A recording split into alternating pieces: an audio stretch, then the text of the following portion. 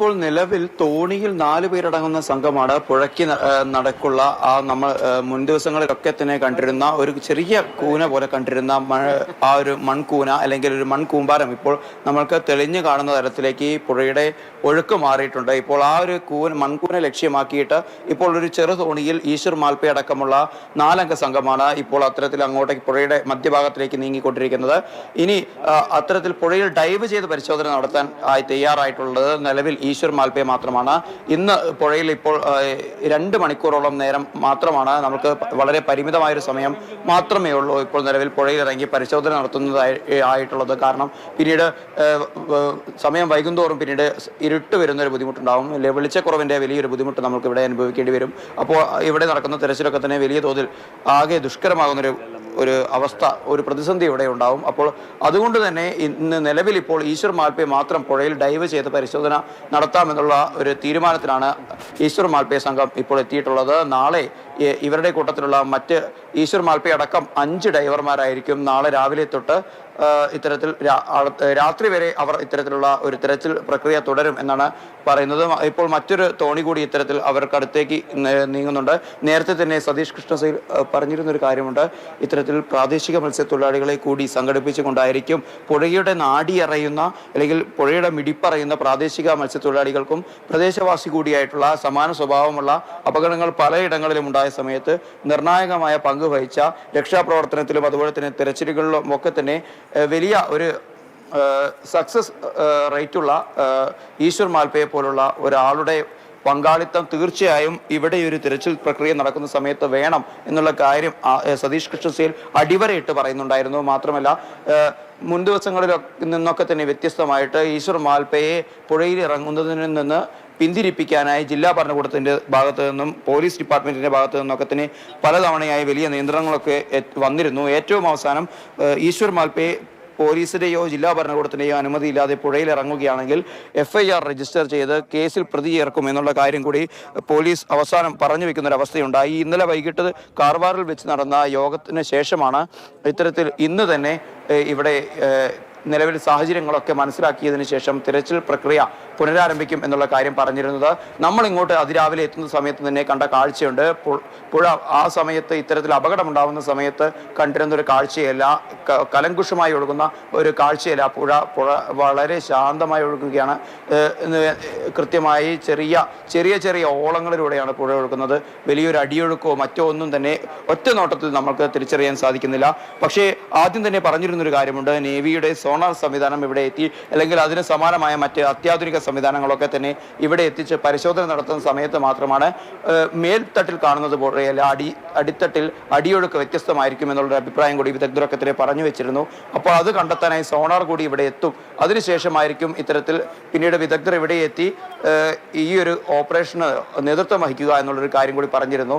എന്നാൽ ഇന്ന് ഉച്ചവരെയും ഇവിടെ നേവി സംഘം എത്തിയില്ല. പിന്നീട് നേവിയുടെ ഉന്നത ഉദ്യോഗസ്ഥരുമൊക്കെ തന്നെ നമ്മൾ സംസാരിക്കുന്ന സമയത്താണ് ഇത്തരത്തിൽ ജില്ലാ ഭരണകൂടം ഇവരെ തടയുന്നു, ഇവർക്ക് അനുമതി നൽകിയിട്ടില്ല എന്നുള്ള കാര്യം അവർ പറയുന്നത്. അതുകൊണ്ടാണ് നേവിക്ക് പിന്നീട് ഇവിടെ എത്താനായി സാധിക്കാതിരുന്നത്. കാർവാറിലെ ഇത്തരത്തിലുള്ള സൈനിക ക്യാമ്പിൽ തയ്യാറായിരുന്ന നാവിക സേനാംഗങ്ങളൊക്കെ തന്നെ പിന്നീട് അവരുടെ താമസ സ്ഥലങ്ങളിലേക്ക് തിരിച്ചു പോകുന്ന ഒരു അവസ്ഥയുണ്ടായി. പിന്നീട് ഏറെ അനിശ്ചിതത്വം നിറയുന്ന ഒരു അവസ്ഥയുണ്ടായി. എന്താണ് സാറേ അങ്ങനെ ഒരു അനുമതി കൊടുക്കാനുള്ള ഒരു പ്രശ്നം പറ്റിയത്? ജില്ലാ ഭരണകൂടത്തിന്റെ ഭാഗത്തു നിന്നാണോ? എന്താണ് അവർ അതിന് പറയുന്ന കാരണങ്ങൾ? എന്തെങ്കിലും ഒരു വിശദീകരണം വേണമല്ലോ.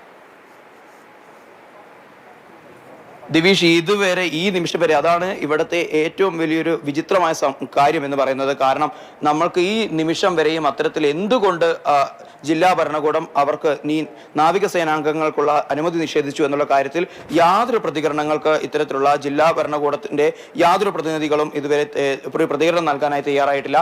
ജില്ലാ കളക്ടറും SP അടക്കമുള്ള ആളുകൾ കേരളത്തിൽ നിന്നാണ് ഫോൺ കോൾ വരുന്നത്, അല്ലെങ്കിൽ കേരളത്തിലെ മാധ്യമ പ്രവർത്തകരാണ് വിളിക്കുന്നത് എന്ന് കണ്ടു കഴിഞ്ഞാൽ കൃത്യമായി ഫോൺ കട്ട് ചെയ്യുന്ന അല്ലെങ്കിൽ കോൾ എടുക്കാതിരിക്കുന്ന ഒരു അവസ്ഥയുണ്ട്. മാധ്യമ പ്രവർത്തകർക്ക് മാത്രമല്ല AKM അഷ്റഫിനെ പോലുള്ള ജനപ്രതിനിധികൾക്കും ഈശ്വർ മാൽപ്പെ അതിലേക്ക് മുങ്ങുകയാണ് അല്ലെ? മുങ്ങിത്താണുള്ള പരിശോധനയ്ക്ക് വേണ്ടി അദ്ദേഹം ഇറങ്ങിയിരിക്കുന്നു എന്നാണ് മനസ്സിലാകുന്നത്. ഇല്ല, ഉടൻ തന്നെ അതെ ദിവിഷ്, നമ്മൾക്ക് ഇപ്പോൾ ദൃശ്യങ്ങളിൽ നിന്ന് മനസ്സിലാക്കാൻ സാധിക്കും. ഇപ്പോൾ പുഴയുടെ മേൽത്തട്ടിലൊക്കെ തന്നെ വളരെ ക്രിസ്റ്റൽ ക്ലിയർ എന്ന് തന്നെ നമുക്ക് പറയാൻ കഴിയുന്ന രീതിയിലാണ് ജലം ഒഴുകി പോകുന്നത്. പക്ഷേ അടിത്തട്ടിൽ ആദ്യമൊക്കെ തന്നെ തെളിഞ്ഞു നിൽക്കാത്ത, നമുക്ക് ട്രാൻസ്പെറന്റ് അല്ലാത്ത, തൊട്ടപ്പുറത്തുള്ള കാഴ്ച പോലും കാണാൻ കഴിയാത്ത ഒരവസ്ഥ മുൻ ദിവസങ്ങളിലൊക്കെ തന്നെ ഈ പുഴയിലുണ്ടായിരുന്നു. അതിനെക്കുറിച്ചൊരു വ്യക്തത വരുത്തണം എന്ന് ആദ്യം തന്നെ ഈശ്വർ മാൽപ്പെ പുഴയിൽ ഇറങ്ങുന്നതിന് മുൻപ് തന്നെ നമ്മളോട് സംസാരിച്ച സമയത്ത് വ്യക്തമാക്കിയിരുന്നു. എന്നാൽ മാത്രമേ മുന്നോട്ടേക്ക് തിരച്ചിൽ നടപടികളൊക്കെ തന്നെ മുന്നോട്ടേക്ക് കൊണ്ടുപോകാൻ കഴിയുള്ളൂ. അദ്ദേഹം ആ ഒരു പുഴയുടെ അകത്തുള്ള ക്ലാരിറ്റി, കാണാൻ കഴിയുന്ന വിഷന്റെ ക്ലാരിറ്റി പരിശോധിക്കുന്നു എന്നാണ് നമ്മൾക്കിപ്പോൾ മനസ്സിലാക്കാൻ സാധിക്കുന്നത്. ടോർച്ചൊക്കെ തന്നെ ഉപയോഗിച്ചുകൊണ്ട് അദ്ദേഹം ശ്രമിക്കുകയാണ്. ആദ്യം തന്നെ ചെറിയ രീതിയിൽ മുങ്ങാങ്കുഴികളൊക്കെ ഇട്ടുകൊണ്ട് ഇത്തരത്തിൽ പുഴയുടെ അടിഭാഗത്തുള്ള എത്രത്തോളം നമുക്ക് തൊട്ടപ്പുറത്തേക്കുള്ള ദൃശ്യങ്ങൾ നമ്മൾക്ക് കണ്ണിൽ തെളിയുന്നുണ്ടോ എന്നുള്ള കാര്യം കൂടി ഉറപ്പുവരുത്തിയതിനു ശേഷമായിരിക്കും ഇത്തരത്തിൽ പുഴയുടെ നടുഭാഗത്തേക്ക് നീക്കുക. അതിനുള്ള ഒരു സജ്ജീകരണങ്ങളാണ് ഇപ്പോൾ ചെയ്തുകൊണ്ടിരിക്കുന്നത്. നമ്മൾക്ക് കാണാം അദ്ദേഹത്തിന്റെ സംഘാംഗങ്ങൾ ഇപ്പോൾ അരയിൽ കെട്ടിയ വടവുമൊക്കെ തന്നെ സൈഡ് വശങ്ങളിലായി നിൽക്കുന്നുണ്ട്. തോണി ചെറിയ രീതിയിൽ തന്നെ അവിടെ ഒരു റോന്ത് ചുറ്റുന്ന ഒരു കാഴ്ച കൂടി നമുക്ക് കാണാൻ കഴിയുന്നുണ്ട്, പ്രേക്ഷകർക്ക് മുന്നിലേക്ക് വെക്കാൻ കഴിയുന്നുണ്ട്. അപ്പോൾ തന്നെ നമുക്ക് ഈ ദൃശ്യങ്ങളിൽ നിന്ന് മനസ്സിലാക്കാൻ സാധിക്കുന്നത് ഇത്തരത്തിൽ എന്തെങ്കിലും പ്രതികൂല ഘടകങ്ങൾ നമ്മൾക്ക് നമ്മുടെ നഗ്ന നേത്രങ്ങൾക്ക് ഒറ്റ നോട്ടത്തിൽ കാണാൻ എന്തെങ്കിലും തരത്തിലുള്ള പരിമിതികൾ ഉണ്ടെങ്കിൽ അതുകൂടി കൃത്യമായി, അങ്ങനെയുള്ള പ്രശ്നങ്ങൾ എന്തെങ്കിലും കൂടി ഉണ്ടെങ്കിൽ അതുകൂടി നിരീക്ഷിക്കുക എന്ന ഇതിന്റെ ഭാഗമായിട്ടാണ് ഇപ്പോൾ ഈശ്വർ മാൽപ്പെ പുഴയിൽ ആദ്യം തന്നെ കരയോട് ചേർന്ന പ്രദേശങ്ങളിൽ മുങ്ങാങ്കുഴിയിടുന്നത്.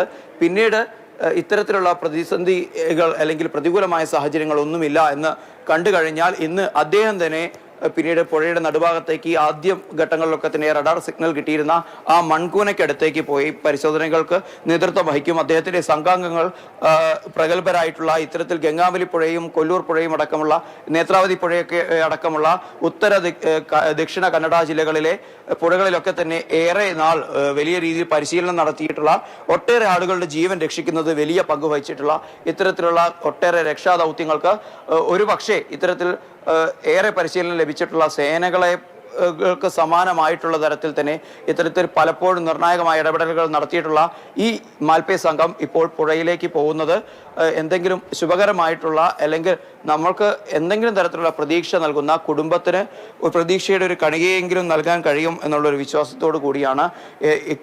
അർജുൻ അടക്കം ഇവിടെ നിന്ന് നിലവിൽ ഇനി 3 പേരെയാണ് കണ്ടെത്താനുള്ളത്. എന്തായാലും ദിവസങ്ങളൊക്കെ തന്നെ കഴിഞ്ഞു. ഇപ്പോൾ നമ്മൾ നേരത്തെ പറഞ്ഞതുപോലെ തന്നെ ഒരു മിറാക്കിൾ സംഭവിക്കണം, എന്തെങ്കിലും നമ്മൾ ഉദ്ദേശിക്കുന്ന തരത്തിൽ എന്തെങ്കിലും ഒരു പോസിറ്റീവായിട്ടുള്ളൊരു വാർത്ത സംഭവിക്കാൻ. പക്ഷെ അങ്ങനെ ഉണ്ടാവും എന്നുള്ള ഒരു പ്രതീക്ഷയാണ് ഇപ്പോൾ പോലും ഇത്തരത്തിൽ ഈശ്വർ മാൽപ്പെ നമ്മളോട് പറയുന്ന സമയത്ത് ആ മിറാക്കിൾ സംഭവിക്കട്ടെ എന്ന് തന്നെയാണ് പറയുന്നത്. ഇത്തരത്തിലാണ് ഇപ്പോൾ അവിടെയുള്ള ഇപ്പോഴും നമ്മൾ ശ്രദ്ധിക്കേണ്ട മറ്റൊരു കാര്യം കൂടിയുണ്ട്. ഇപ്പോഴും ഈ നിമിഷം വരെ ജില്ലാ ഭരണകൂടവുമായി ബന്ധപ്പെട്ട യാതൊരു തരത്തിലുള്ള ഒരു സംവിധാനം പോലും ഇവിടെ ഇപ്പോൾ നമുക്ക് കാണാൻ കഴിയുന്നില്ല. മാത്രമല്ല SPO DYSPO പോയിട്ട് ഒരു CI പോലും ഈ പ്രദേശത്തേക്ക് എത്തിയിട്ടില്ല എന്നതാണ് ഏറ്റവും കൗതുകകരമായ കാര്യം. ഇത്തരത്തിൽ ഇവിടെയുള്ള ഏറ്റവും അടുത്തുള്ള ഹന്നാവര സ്റ്റേഷനിലെയും അതുപോലെ തന്നെ അങ്കോള സ്റ്റേഷനിലെയും കുറച്ച് പോലീസ് ഉദ്യോഗസ്ഥർ നമ്മൾ കേരളത്തിലെ മാധ്യമ പ്രവർത്തകർ പുഴയരികിൽ രാവിലെ എത്തിയ സമയത്ത് തന്നെ ഇവിടെ ഒന്ന് റോന്ത് ചുറ്റുന്നത് നമ്മൾ കണ്ടിരുന്നു. അപ്പോൾ അവർ പറഞ്ഞത് ഇത് ദിവസങ്ങളായി നടക്കുന്ന ഒരു സ്വാഭാവികമായ പരിശോധനയാണ് എന്നാണ്. അത്തരത്തിൽ ഇവിടെ രാവിലെ തൊട്ട് നമ്മൾ കാണുന്ന പോലീസ് ഉദ്യോഗസ്ഥർ മാത്രമേ ഈ നിമിഷം വരെ ഇവിടെ എത്തിയിട്ടുള്ളൂ എന്നുള്ള കാര്യവും ശ്രദ്ധേയമാണ്. ദിവീഷ്.